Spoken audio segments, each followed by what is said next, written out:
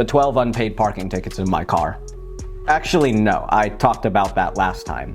Alright, so Jake is chasing me around the room with bloodlust in his eyes, and I'm just giggling the whole time because of the bruise I left on the back of his neo-Nazi looking head. Why did I do that? Why does his head make him look like a neo-Nazi? Why was I such a little shit? More on that if you stick to the end of this video. 8th grade, all the kids are like getting ready, like in their seats. I sneak up behind Jake with my yellow hardcover, like Diary of a Wimpy Kid book. I wind up and I bring it down on the back of his head as hard as I possibly can. I bolt it, and he gets up and chases after me, and I'm pushing desks in my way. I'm going like this, and he's going like this. He's freaking furious because I just hit him on the back of the head, and for no reason. And I'm giggling the whole time like some snot-nosed brat saying, it's just a joke, it's just a joke. I get away unscathed because the teacher comes in, everyone has to take their seats. So Jake, which is not his real name obviously, Jake was a picture-perfect masculine boy. Either tall or average height, clean shaven, like buzz cut. He played sports, definitely hockey, probably lacrosse and other stuff. Very stoic and unchanging, very strong. In short, he was everything I was not. And although I would never acknowledge it at the time, I sort of intuitively understood that he was above me in the hierarchy, and that he was honestly better at me at a lot of things. Instead of bettering myself, I guess I just lashed out at him.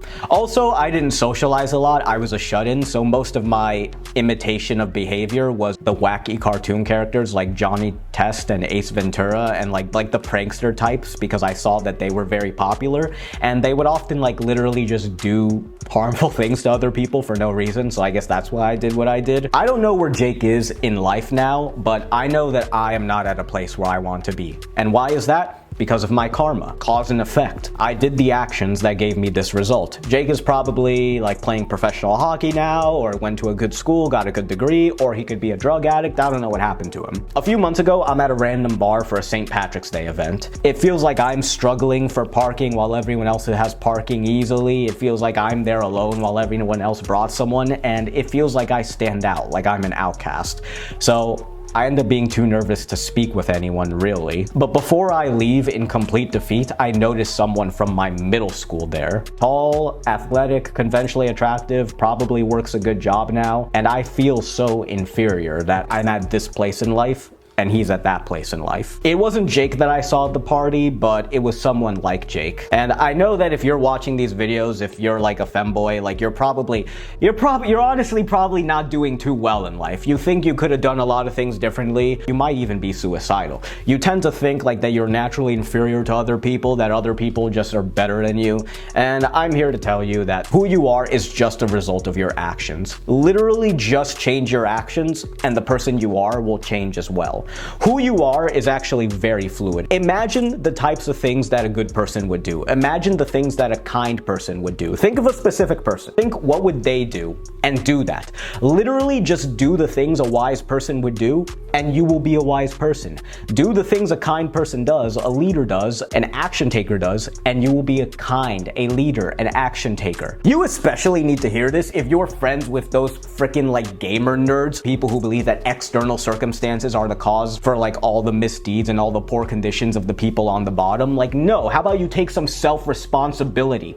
You are responsible for your own situation. You are response-able. You are able to formulate a correct response to change your situation. So do so. Don't be one of those people who's like, oh, it never gets any better, it only gets worse. I posted like a happy, uplifting self-improvement meme in this Discord community I used to be in. And the responses were like, while it can get better, it more often than not usually gets worse. Wait until he finds out that the game is rigged against him and he has no chance of succeeding, and it's like, dude, no wonder you're gonna be a freaking depressed gamer femboy the rest of your life if this is what you believe. So how can you do different actions? It's actually very simple. Dopamine detox and schedule. Give yourself a schedule to your day following a dopamine detox routine so that you are not doing any instant gratification until the final 2 hours of the day. Instant gratification classifies as adult content, junk food, scrolling on the internet, social media, including Reddit and YouTube. And don't think, oh, but I want to stay updated with current events.